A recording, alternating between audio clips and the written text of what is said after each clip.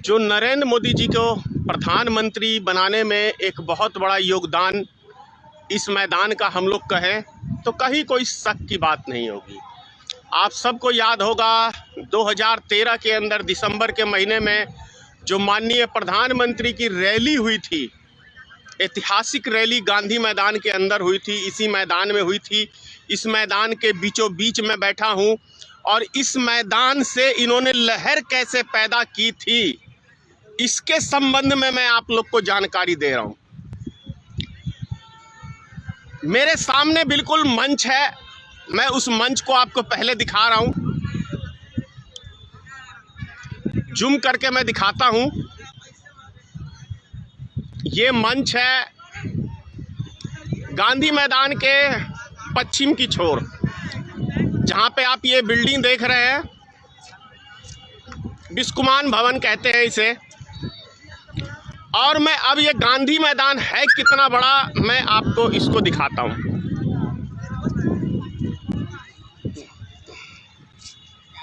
इधर पूरब की साइड चले जाए, उद्योग भवन वगैरह सब है, डीएम कार्यालय वगैरह सभी है। ये इतना बड़ा मैदान है,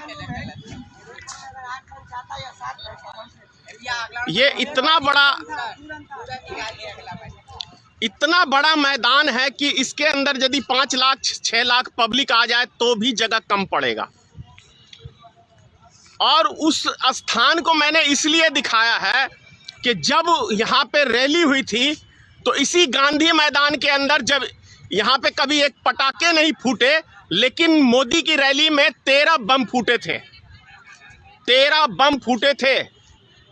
और कहा क्या गया था, उस मंच के ऊपर से बीजेपी के नेताओं ने भाषण दिया था कि भैया इतने पटाखे मत फोड़ो, बम फूट रहे हैं। लेकिन कहा यह गया कि आप पटाखे मत फोड़ो। फिर नरेंद्र मोदी जी आते हैं उसी मंच पे, बोलते हैं भैया मैं मरने से नहीं डरता हूं, मैं मरने से नहीं डरता हूं, जितने मर्जी बम फोड़ो। एक कार्यकर्ता बोल रहा है कि पटाखे मत फोड़ो, दूसरा जो प्रधानमंत्री का उम्मीदवार है वो कह रहा है कि बम जितने मर्जी है फोड़ो, मैं नहीं डरता। मतलब समझ में आ रहा है? रिकॉर्डिंग भाषण है, जब मर्जी हो मोदी जी आप चेक कर लो क्या बोले थे आप। लेकिन मोदी जी को मारने के लिए बम लगाया गया था, लेकिन मोदी जी क्या बीजेपी का एक कार्यकर्ता नहीं मरा? मरे कौन? आम नागरिक जो रैली देखने के लिए यहां आए थे वो व्यक्ति यहां पे मरे थे 26-27, जिनको मोदी जी ने कहा था कि हम 3-3 लाख रुपए देंगे। उनके परिवारों को उनको 3-3 रुपया भी नहीं मिला आज तक, 3-3 रुपया भी नहीं दिया इस भाजपा सरकार ने। तो आप समझ सकते हैं। सवाल यो था 2014 के लोकसभा चुनाव का, उसके बाद आया 2019 का चुनाव। बालाकोट हमला, पुलवामा हमला, फिर मारे गए हमारे इस देश के वीर जवान, 44 शहीद हुए।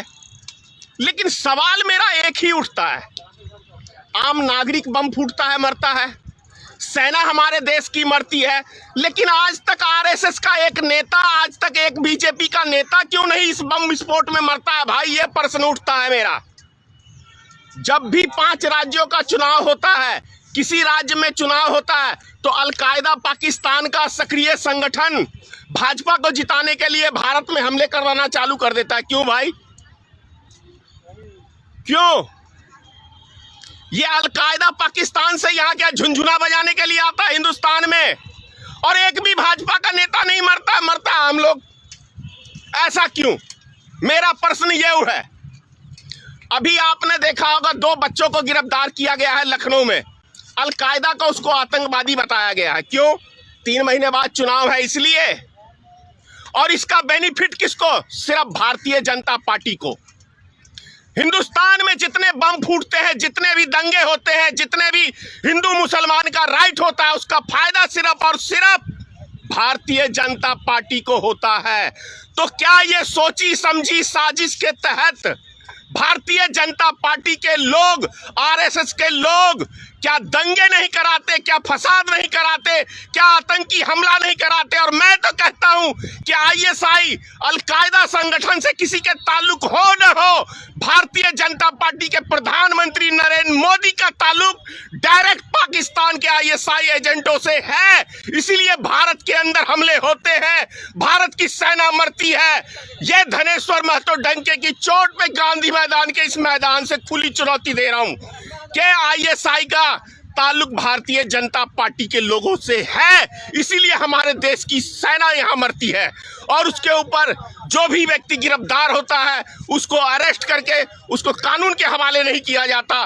देविंदर सिंह का खुलेआम हाथ था 44 वीर जवान सैनिकों को शहीद करने में। उस देविंदर सिंह को आज तक भारतीय जनता पार्टी की सरकार ने एक प्रेस कॉन्फ्रेंस करके ये नहीं बताया कि इस देविंदर सिंह का किस किस संगठनों से हाथ है। इसीलिए मैं कह रहा हूं, डंके की चोट में मोदी जी आपको कह रहा हूं कि पाकिस्तान के साथ आपके तार जुड़े हुए हैं। तभी तो बिन बुलाए मेहमान बिरयानी खाने के लिए पाकिस्तान आप पहुंच गए थे नवाज शरीफ के। ये भारत का पहला प्रधानमंत्री है, भारत का पहला प्रधानमंत्री है कि बिना नौते का पत्ता चाटने के लिए पाकिस्तान पहुंच गया था। ये पहला प्रधानमंत्री है। नवाब शरीफ के माँ को कंबल भेंट करके लाए, शॉल भेंट करके लाए। तुम्हारी ताया लगती थी क्या? हिंदुस्तान का कोई नेता चला जाता है तो बड़ी मिर्ची लगती है, और भाजपा का कोई नेता कुछ भी बोल जाए। लाल कृष्ण आडवाणी जिन्ना के मजार के ऊपर चादर चढ़ा के आया था, इस पे टिप्पणी कोई नहीं करोगे भारतीय जनता पार्टी के नेता हो। लेकिन दूसरा कोई चला जाए, रे बाप रे बाप, देशद्रोही हो गया, ये फलाना हो गया, ढिंगना हो गया। क्या 5 राज्यों का चुनाव है, फिर से आईएसआई और कौन सा अलकायदा और पता नहीं कौन कौन सा संगठन सक्रिय हो गया भारतीय जनता पार्टी को जिताने के लिए। पर तुम्हारा नेता तो एक भी नहीं मरता है यार। इंदिरा गांधी देश के लिए शहीद हुई, मरी, उदाहरण है।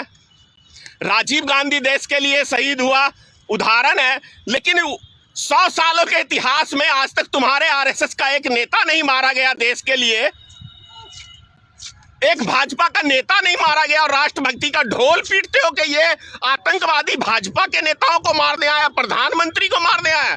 कितना बेवकूफ बनाओगे इस देश की जनता को, कितना बेवकूफ बनाओगे मोदी जी। दुनिया समझती है, इतनी अंधेर नगरी नहीं है कि आपके रणनीति को देश की जनता नहीं समझ रही है। अब बढ़िया से समझ रही है, बढ़िया से। मैं इसीलिए आज इस गांधी मैदान के ऐतिहासिक मैदान से ये वीडियो बना रहा हूं, ताकि आपका जो कुकर्म है ना, यहीं से आपने देश की जनता को मूर्ख बनाने का काम किया, और मैं यहीं से देश की जनता को जगाने के लिए ये वीडियो बना रहा हूं। जय हिंद, जय भारतीय मित्र पार्टी। अगर आप चाहते हैं गरीब हर वंचित इंसान की आवाज आप तक पहुंचे तो हमारे चैनल को सब्सक्राइब करें और बेल आइकन का बटन दबाना ना भूलें। देखते रहिए बहुजन न्यूज।